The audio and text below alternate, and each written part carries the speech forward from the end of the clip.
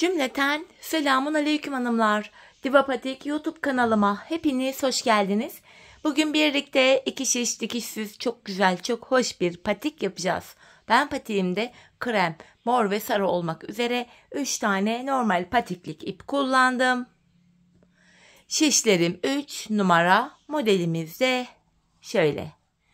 Çok güzel, çok kolay, çok pratik bir model oldu hanımlar. Ayaktaki duruşu da çok güzel. 5 diş patiği andırıyor görüntü itibariyle. Patiğimizin tabanı, topuk kısmı hiçbir yerinde dikişimiz yok. Hanımlar, ben sadece patiğimin şu yan bölümlerinde misinalı şiş kullanmakta zorlandığım için şöyle 2 tane yedek şiş daha kullandım. Bu patik benim elimin ölçülerine göre 37, 38 ve 39 numara ayaklar için uyumlu oldu. Patiğimizi hanımlar şu burun kısmından başlayacağız. Ön kısımdan başlıyoruz. Krem ipimiz ile. Şöyle krem ipimi aldım. 27 ilmek atacağız hanımlar ilk başta. 27 ilmek. 1, 2, 3, 4, 5, 6. Bu şekilde 27 ilmeğimizi atalım gelelim. Evet, 27 ilmeğimi attım hanımlar. Hemen şu ucuna bir düğüm atacağım. Geri dönüyorum.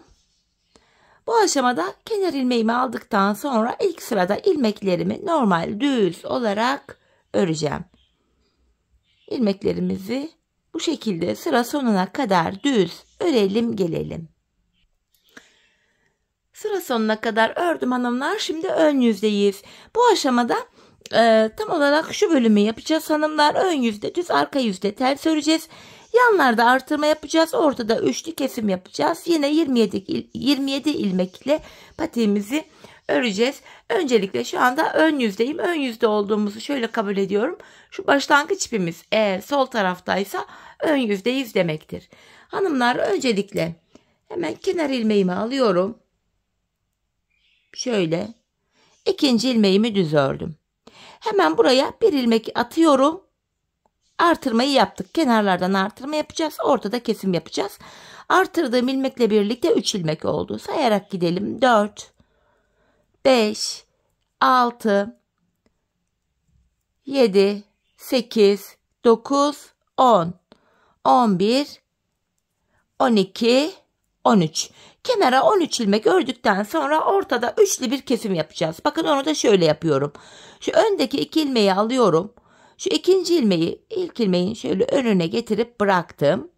Bu ikisini ve yanındaki üçüncü ilmeği de alarak üçünü birden kesiyorum. Ortada üçlü bir kesim yaptık hanımlar. Şimdi buradaki ilmekleri de sayarak gidelim. Son 2 ilmek kalana kadar öreceğiz. Sonra artıracağız. Burada da 13 ilmek kalacak. Sayıyorum. 1, 2, 3, 4, 5, 6, 7, 8, 9, 10. Bakın son 2 ilmek kaldı. Bir ilmek atıyorum. 11, 12 ve sonuncuyu da ördüm 13. Bu şekilde hanımlar. V şeklinde görüntü oluşacak böyle yapınca. Geri dönüyorum. Arka yüzde kesme, artırma falan yok. Arka yüzde ilmeklerimizi hanımlar sıra sonuna kadar normal ters olarak örüyoruz. Artırma ve kesme işlemlerini sadece patiğimizin ön bölümünde yapıyoruz.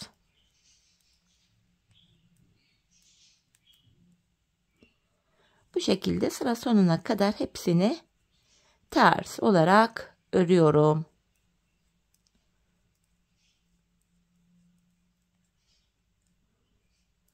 Sonuncuyu da ördüm. Tekrar geri dönüyorum. Ön yüzdeyiz hanımlar. Yine aynı işlemi yapacağız şimdi. Kenar ilmeğimi aldım. İkinci ilmeğimi örüyorum. Hemen şuraya bakın bir ilmek atıyorum. Şöyle. Burada 3 ilmek oldu. Şu 4, 5, 6, 7, 8, 9, 10, 11, 12, 13 ilmek ördüm. Yine bakın şu ikinci ilmeği ilkinin önüne getiriyorum. Sonra bu ikisini ve solundaki üçüncüyü de aldım. Üçünü birlikte kesiyorum. Şimdi tekrar son 2 kalana kadar öreceğim.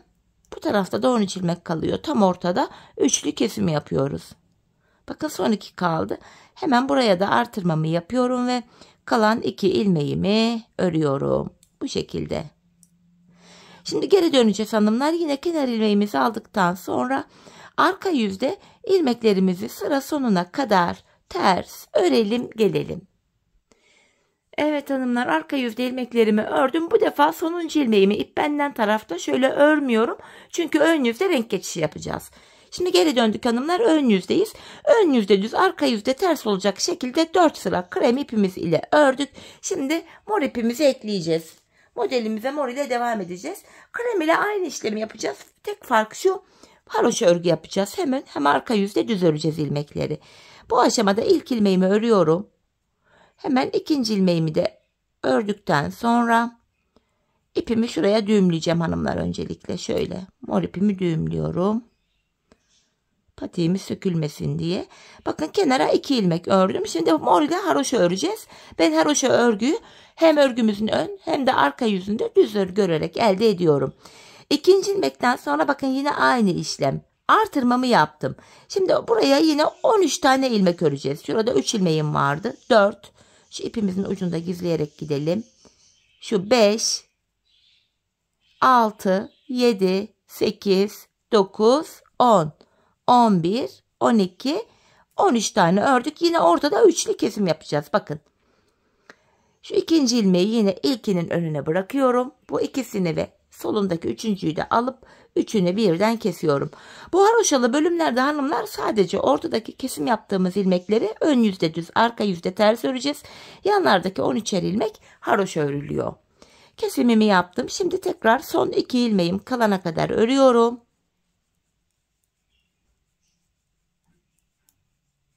Bakın yine burada artırmamı yapıyorum. Kalan 2 ilmeğim örülüyor normal. Şöyle. Geri döndüm hanımlar. Arka yüzdeyim. Kenar ilmeğini örmeden aldım. Bakın ilmeklerimi bu defa düz örüyorum. Ortadaki kesim yaptığım ilmeği ters öreceğim sadece bu bölümde. Düz örüyorum. Ön yüze şöyle haroşa düşüyor mor ipimiz ile. Devam ediyorum örmeye. Bakın ortadaki kesim yaptığım ilmeğim tam orta. Buraya geldik. Bunu ters ördüm. Ön yüze düz düşüyor böylece. Kalan ilmeklerimi de yine düz örüyorum.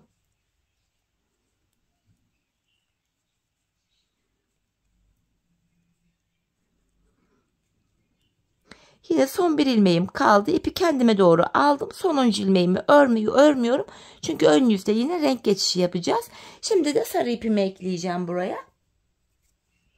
Yine mor ile yaptığımız işlemin aynısını yapacağız hanımlar. Hiçbir farkı yok. Sadece renk geçişi yapıyoruz. Hemen şuraya şöyle 2 ilmeğimi ördükten sonra sarı ipimin ucunu da düğümlüyorum. Bu şekilde. Bakın 2 ilmek ördük. Hemen buraya şöyle sarı ipimle bir ilmek atıyorum. Bakın artırmamızı yaptım buraya.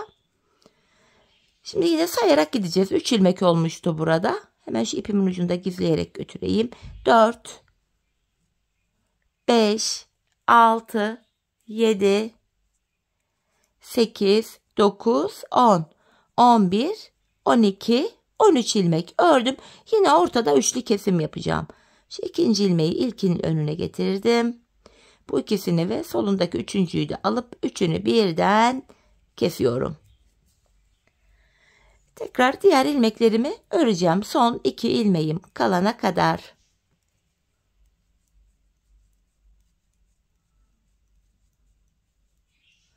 Bakın son 2 kaldı.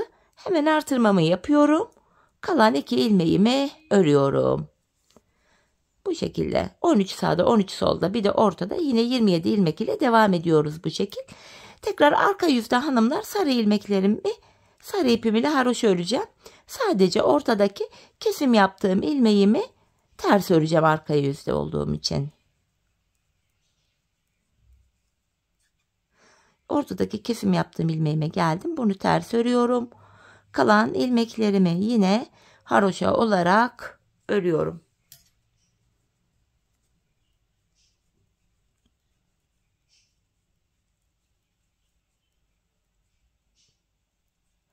Yine ön yüzde renk geçişi yapacağım için sonuncu ilmeğimi örmedim.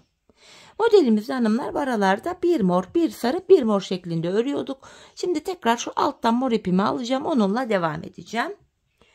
Tekrar bakın, ilk ilmeğimi örüyorum. İkinciyi de ördüm.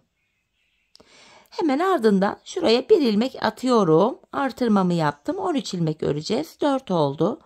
5, 6, 7, 8, 9, 10, 11, 12, 13.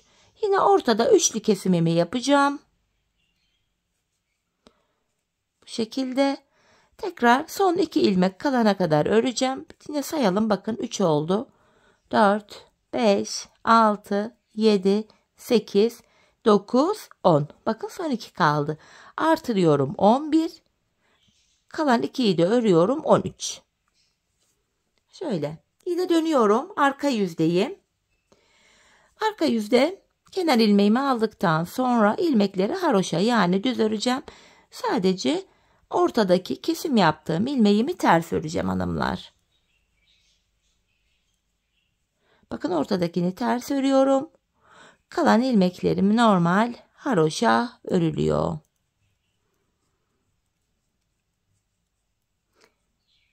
Yine sonuncu ilmeğimi şöyle ipimi kendime doğru alıp örmüyorum. Ön yüzde renk geçişi yapacağız. Bakın ilk modelimizi bitirdik. Sadece bu mor ve sarı ile yaptığımız modellerde haroşa yapıyoruz.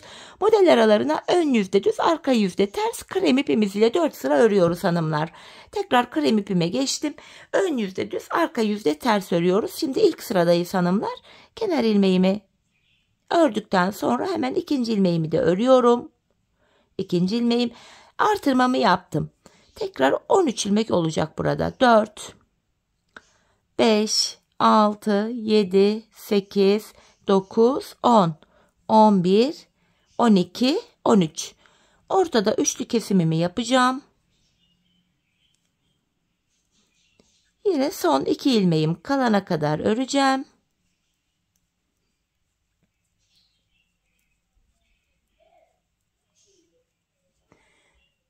Artırmamı tekrar yapıyorum ve kalan 2 ilmeğimi örüyorum.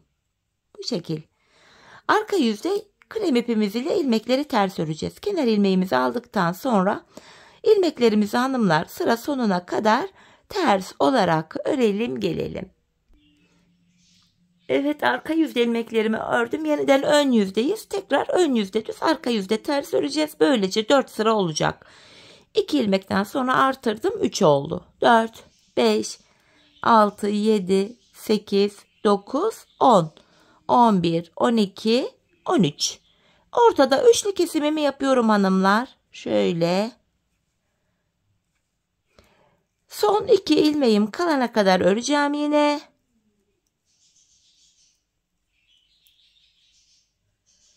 Ve artırmamı tekrar yapıyorum.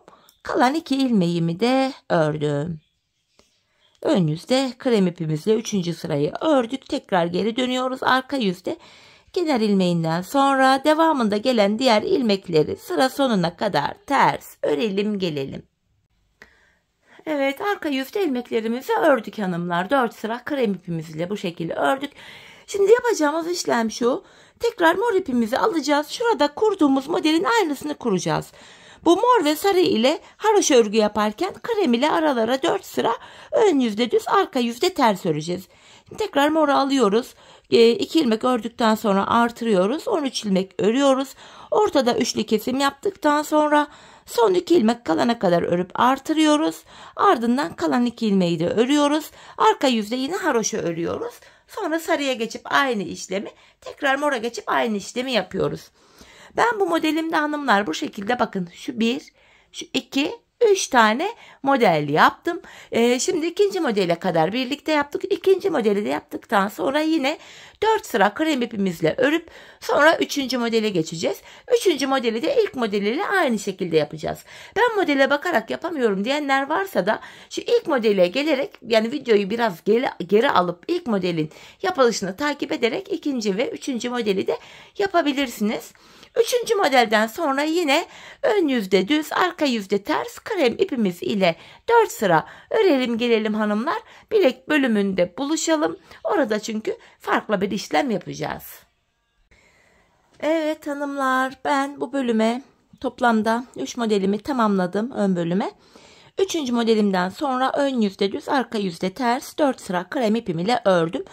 Bu mor ve sarı ipimi de kestim. Uçlarını arkaya düğümledim.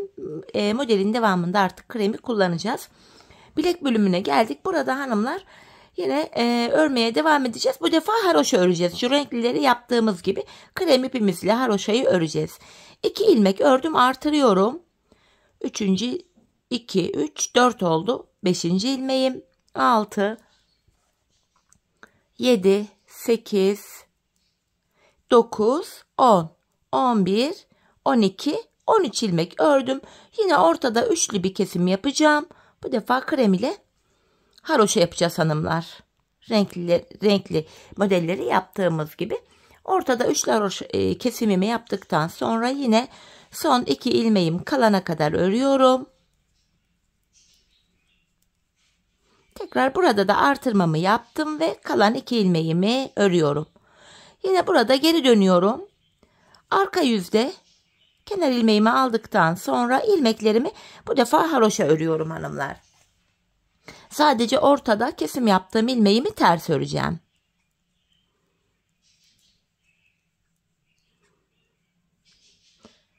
Bakın, kesim yaptığım ilmeğime geldim. Bunu ters örüyorum. Kalan ilmekleri de yine haroşa örüyorum. Böylece krem ipimiz ile bir diş haroşa örmüş olduk. Burada 2 diş haroşa olması gerekiyor hanımlar. Sonuncu ilmeği de ördüm. Tekrar geri dönüyorum. Burada 2 diş haroşa olması gerekiyor. Tekrar burada aynı işlemi bir kez daha tekrar edelim. Gelelim, burada 3 diş haroşamız, 2 diş haroşamız olacak çünkü. Evet hanımlar, bakın buraya bir diş haroşamı daha ördüm geldim. İlk diş haroşayla aynı şekilde ikinciyi yaptım. Şimdi bilek ayrımını yapacağız. Yani şu bölümü. Öncelikle kenar ilmeğimi alıyorum. İkinci ilmeğimi ördüm. Şu ikinci ilmeğim. Hemen buraya yine bir artırma yapıyorum. Burada 3 ilmek oldu hanımlar. 3. Devam ediyorum örmeye. 4, 5, 6, 7, 8, 9, 10, 11, 12, 13 ilmek ördüm. Bu 13 ilmek artırdığım ilmek ile birlikte toplam 13 ilmek. Burası bizim sağ kenarımız olacak. Şimdi buradaki ilmekler bu şişte beklesin. Ben diğer şişimle devam edeceğim. Yedek şiş olmayanlar hanımlar buraya bir ip falan takabilirler. İlmeklerin içinden ip geçirebilirler. Şimdi geldik diğer tarafa. Burada bakın yine üçlü bir kesim yapacağım. Şöyle. Bu ikinci ilmeği ilk ilmeğin önüne getiriyorum. Bunu ve yanındaki üçüncü ilmeği de aldım. Üçünü birlikte keserek örüyorum hanımlar. Burada üçlü bir kesim yaptık. Şimdi şişimizde bir ilmek var. Örmeye devam ediyorum. 2, 3, 4, 5, 6, 7, 8, 9, 10, 11. Bakın burada artırma yapmayacağım. 12, 13. Artırma yapmadım. Burada da 13 ilmek oldu. Sağ ve sol kenarımızda 13'er tane ilmek var. Öncelikle biz sol kenarı yapacağız. Şimdi geri dönüyorum. Bu 13 ilmekle haroşalarımızı öreceğiz. Yani şu an patiğimizin şu kenarını yapıyoruz. Kenar ilmeğimi aldıktan sonra bu 13 ilmeğimi yine haroşa olarak örüyorum. Sol kenarı bitireceğiz. Ardından sağ kenarımıza geçeceğiz hanımlar. Şöyle 13 ilmeğimi tekrar ördüm. Yeniden geri döneceğiz hanımlar. Buradaki 13 ilmek ile haroşalara devam edeceğiz. Kenar ilmeğimi aldım. Yine ilmeklerimi örmeye devam ediyorum. Ön yüzde ve arka yüzde düz örüyoruz. Böylece bir diş haroşa düşüyor. Şimdi tekrar geri döneceğiz. Arka yüzde de ilmekleri düz öreceğiz. Şöyle baktığımızda şuradaki krem haroşaları sayıyorum. Burada 3 tane krem haroşamız olmuş. Hanımlar, ben patiğimin şu bölümüne, bu bölümüne toplamda 18 diş 18 sıra haroşa ördüm. Hanımlar, burada ben şimdi 18 diş haroşayı ördükten sonra sizlere mezura ile buranın ölçüsünü vereceğim. Sizler daha büyük mü yapacaksınız, küçük mü yapacaksınız? Verdiğim ölçüye göre haroşa sayılarını belirleyebilirsiniz. Şimdi ben hemen bu bölüme toplam 18 diş haroşamı örüyorum. Ardından hemen geleceğim. Evet hanımlar, patiğimin sol kenarını tamamladım, geldim. Şimdi sizlere mezura ile ölçüyü vereceğim. Ona göre haroşa sayılarınızı ayarlayacaksınız bu kenara. Ben 18 yaptım ama hani belki siz daha fazla yaparsınız, daha az yaparsınız ölçüye göre. Bakın şu burun kısmına, şu bölüme şöyle mezuramı sıfırlıyorum. Ölçüyorum 18 santim. Eğer ki 40-41 numara yapacağım diyenler varsa 19 santim olana kadar örebilirler. Daha küçük 35-36 yapacağım diyenler de 17 santim olarak burayı örebilirler. Haroşa sayınızı ona göre ayarlamanız gerekiyor. Şimdi ilmeklerimi keseceğim. Biraz gevşek bir kesim yapacağım. Patiğimin arka bölümünü örerken bu kesim yaptığım ilmek yerlerinden, bakın şuralarda V şeklinde ilmek yerleri var. Oralardan ilmekler çıkaracağız. İlmekleri kolay çıkartabilelim diye gevşek bir kesim yapmamızda fayda var. Bu şekilde ilmeklerimi kesiyorum. Son bir ilmeğim kaldı. Onu da kestim. Hemen şuraya şöyle 2 tane düğüm attım. Hanımlar şöyle ipimizi burada bir düğüm atacak kadar tekrar buraya ipi bağlayacağız.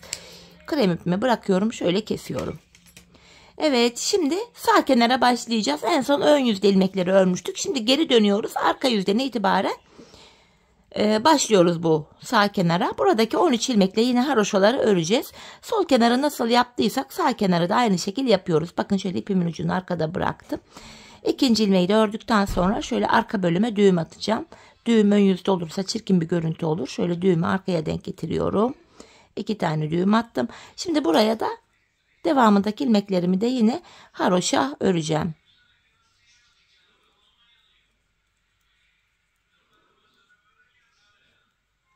Sonuncu ilmeği de ördüm. Şimdi buradaki 13 ilmek ile haroşalara devam edeceğiz. Ön yüzde, arka yüzde düz öreceğiz.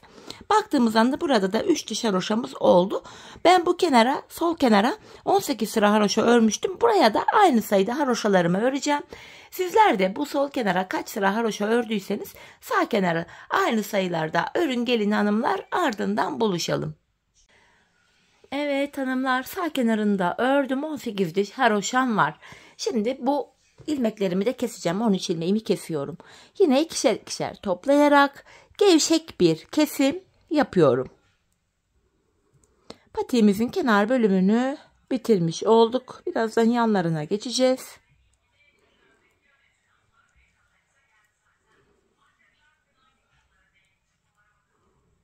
Son bir kaldı, onu da kesiyorum. Yine şuraya 2 tane zincirimi attım. İpimi kesiyorum. Patiğimizin üst bölümünü burada bitirdik hanımlar. Şimdi patiğimizin şu yan bölümlerine geçeceğiz. Videonun başında dediğim gibi şöyle 2 tane daha yedek işimi yanıma alıyorum. Patiğimizde hanımlar bakın tam olarak şu bölüme geçiyoruz. Şuralara. Şimdi şuradan hemen bakın, şurada ipim vardı. Buraya 2 zincir atmıştım. Şöyle birini açacağım. Yok, açmaya da gerek yok gerçi. Kalsın. Hemen ipimi şuraya düğümlüyorum. Kenarlardan ilmekler çıkaracağız şimdi. Buralarda misinalı şiş de kullanılabilir hanımlar. Dediğim gibi ben misinalı şiş kullanmakta zorlanıyorum. Normal şişlerle yapacağım. Hemen şuralarda bakın kenar ilmek yerleri var yanlarda. İlmeğin 2 kanadına birden girerek şöyle ilmek çıkartıyorum. Bakın sırasıyla kenar ilmek yerlerine ilmeğin 2 kanadına birden girerek ilmekler çıkartıyorum. Burada 5 ilmek oldu. 6, 7, 8, 9, bu şekilde ilmekler çıkaracağız. Ben şu burun bölümüne şu ortalama bakın şuraya gelene kadar buradan 45 ilmek çıkarttım. Burun kısmı için ekstra bir diğer şişme 7 ilmek çıkaracağım. Diğer kenardan da 45 çıkaracağım. Hanımlar, sizler şu haroşa sayılarını benden fazla ya da eksik yapmış olabilirsiniz. Ölçüye göre fazla yaptıysanız burada 45 değil de ilmek sayınız atıyorum 48 olur. Ya da haroşa sayısını az yaptıysanız 45 değil de 42 olur, 41 olur. Böyle değişiklik gösterebilir birkaç sayı. Şimdi şu bölümlere kadar ortalama toplam 45 ilmeğimi çıkarıp geleceğim. Evet hanımlar, şu bölüme kadar 45 adet ilmek çıkarttım bu şişime. Bir diğer şişime geçiyorum. Misinalı şiş kullananlar aynı şişe ilmek çıkartmaya devam edecek. Şimdi burun kısmı içinde buraya 7 ilmek çıkaracağım. Şu birinci ilmeğim, bakın başlangıç yerleri var burada. İlmeğin 2 kanadına birden giriyorum. 2, 3, 4, 5, 6 ve 7. Burun kısmı içinde 7 ilmek çıkarttım. Şimdi diğer tarafa geçeceğim. Bir diğer şişime yine ilmekler çıkartmaya devam edeceğim. Yine bu taraftan da 45 ilmek çıkaracağım. Çünkü diğer kenardan 45 çıkartmıştım. Sizler de bu aşamada diğer tarafa kaç ilmek çıkarttıysanız bu kenara da aynı sayıda ilmekleri çıkartacaksınız hanımlar. Bu şekilde sırasıyla kenar ilmek yerlerine ilmeğin iki kanadına birden girerek ilmek çıkaracaksınız. Şöyle da renkli bölümlerden de yine sırasıyla ilmekler çıkarılıyor. Bu şekil. Hanımlar diğer uca kadar yine ilmeklerimizi karşı tarafla aynı sayıda olacak şekilde çıkaralım gelelim. Evet, diğer uca kadar ilmeklerimi çıkarttım hanımlar. Şimdi geri dönüyorum.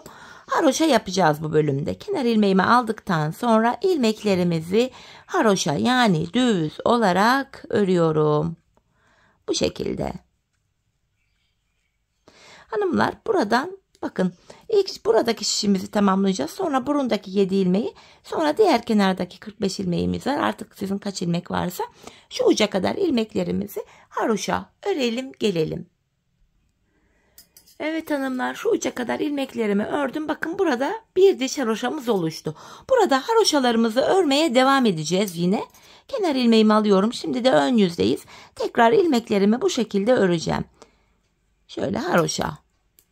Bu şekilde önce burayı, sonra burun kısmını, sonra diğerdeki ilmekleri, arka yüzde tekrardan ilmekleri düz örüp buraya geleceğiz. Böylece burada 2 diş haroşa olacak. Bu bölümde hanımlar, şu bölümde toplamda 5 diş haroşa olana kadar örmemiz gerekiyor.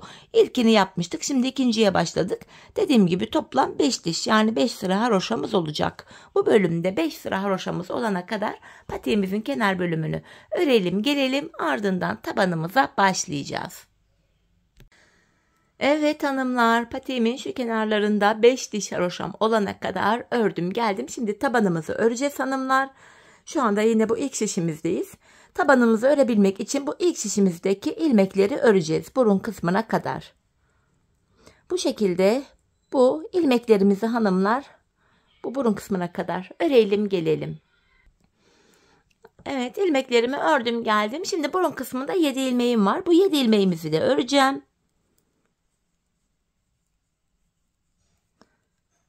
Şu orta bölümde 7 ilmek vardı. Hanımlar, orta bölümde 13 ilmek olana kadar her sırada yanlardan şöyle 2'şer ilmek kestim. Bir 2 ilmek kesiyorum.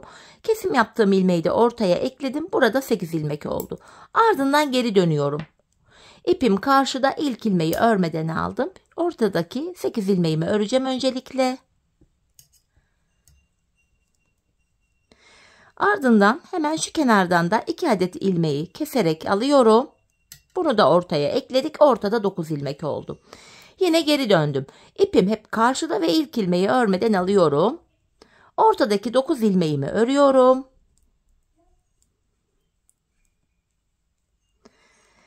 Ve yine şu kenardan 2 ilmek kestim. Kesim yaptığım ilmek de ortaya eklendi. Ortada 10 ilmek oldu. Geri döndüm. İpim karşıda, ilkini örmeden aldım. Bu ortadaki 10 ilmeğimizi öreceğim.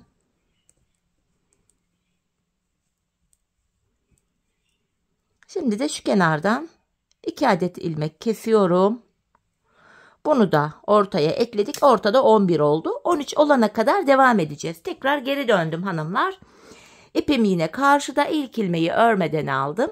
Ortadaki 11 ilmeğimi örüyorum önce.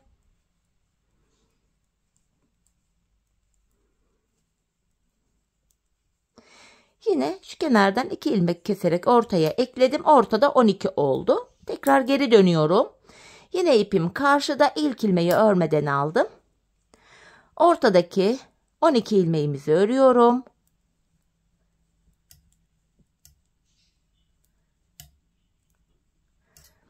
Şimdi de hemen şu kenardan 2 ilmek keserek ortaya ekledim. Ortadaki ilmek sayımız 13 oldu. Şimdi 13 ilmek ile tabanımızı örmeye devam edeceğiz hanımlar.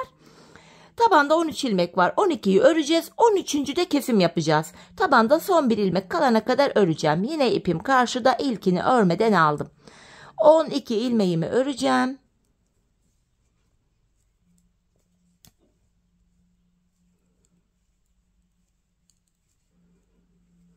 On üçüncü ilmeğimi örerken kenardan bir ilmek alıyorum. 13. ilmekle ikisini keserek örüyorum. Tekrar geri döndük. 13 ilmek ile böyle devam edecek tabanımız. Yine ip karşıda, ilkini örmeden aldım. 12 ilmeğimi öreceğim şimdi.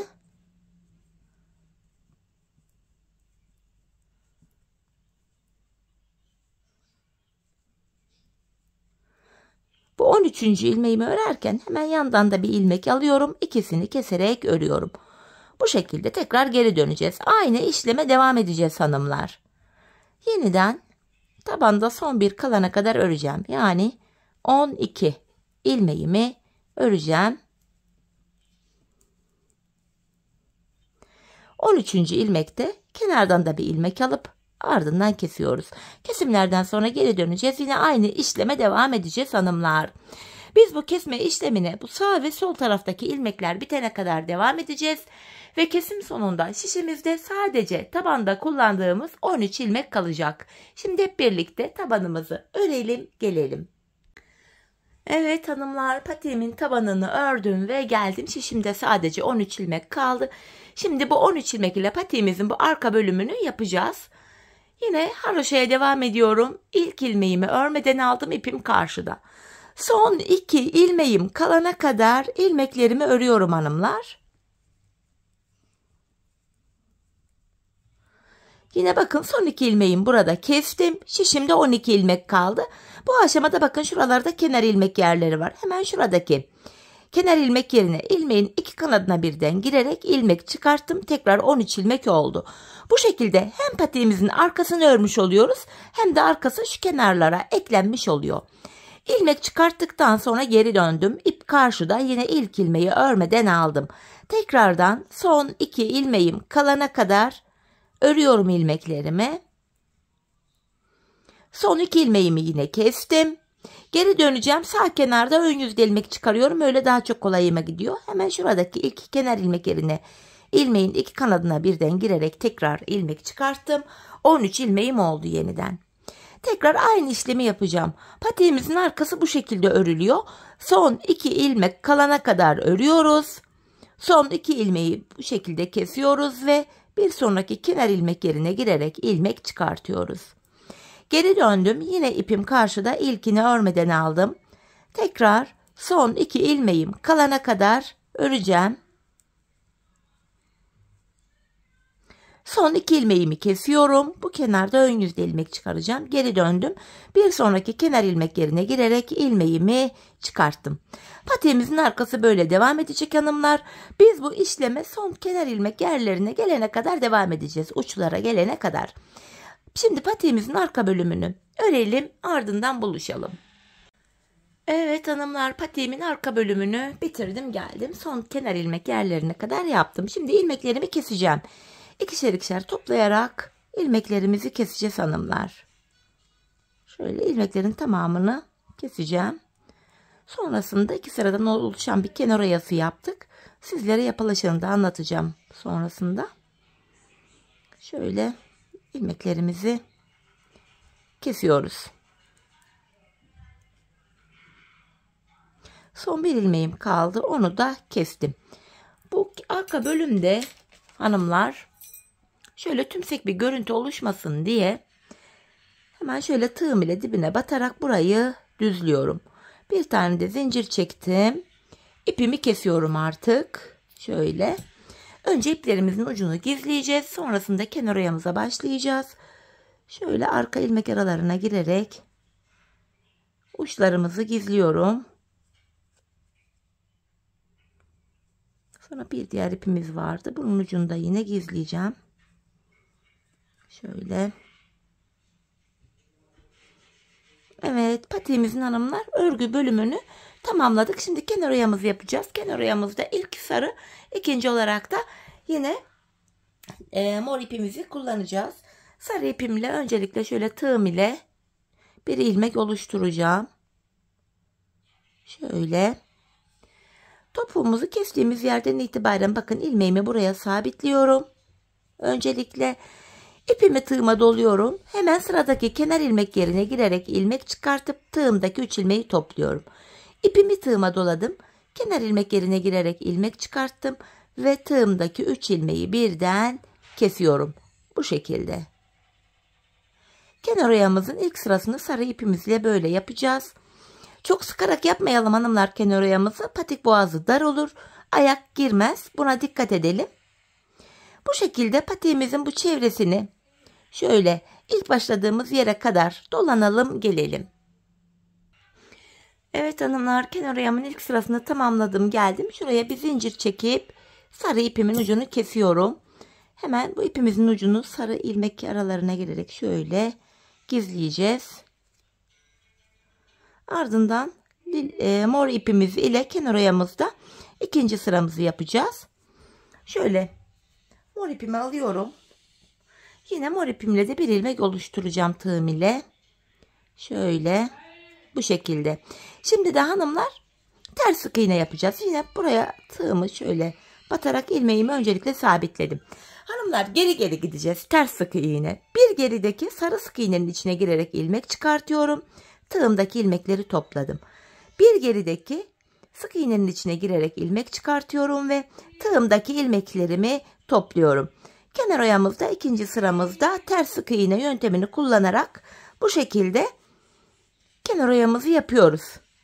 Şöyle geri geri gidiyorum hanımlar. Bakın yine bir gerideki sarı sık iğnenin içine batarak ilmek çıkartıyorum ve tığımdaki ilmekleri topluyorum. Yine bu şekilde bu ilk başladığımız yere kadar patiğimizin çevresini dolanalım gelelim. Evet hanımlar, kenar oyamda ikinci sıramı da tamamladım. Yine şuraya da bir zincir çekip ipimi kesiyorum. Mor ipimin ucunu da yine mor ilmek aralarına girerek gizleyeceğim. Patiğimizi böylece tamamlamış olduk hanımlar. Şöyle. Bakın görüntü itibariyle şöyle düzeltelim. Patiğimiz bu. Bakın hanımlar. Patiğimiz şekil itibariyle böyle. Hemen manken ayağıma da giydireyim. Birlikte ayaktaki duruşuna da bakalım. Çok güzel, çok hoş, şık bir patik oldu. Oldukça da kullanışlı, ayağı saran bir model. Ayakta çok rahat bir model. Ben çok beğenerek, çok severek yaptım. Umarım sizler de patiğinizi benimle birlikte beğenerek, severek yaparsınız. Yapacak olanlara da şimdiden kolay gelsin diyorum. İşte patiğimizin ayaktaki duruşu da bu şekilde. Kenarlarımız bu şekil. Patiğimizin tabanı, topuk kısmı. Şöyle düzeltelim. Model bu. Evet hanımlar, yine birlikte güzel bir modelin daha sonuna geldik. Umarım sizlere faydalı, hoş bir video olmuştur. Yeni modellerde, yeni videolarda buluşmak dileğiyle. Şimdilik hoşça kalın, sağlıcakla kalın.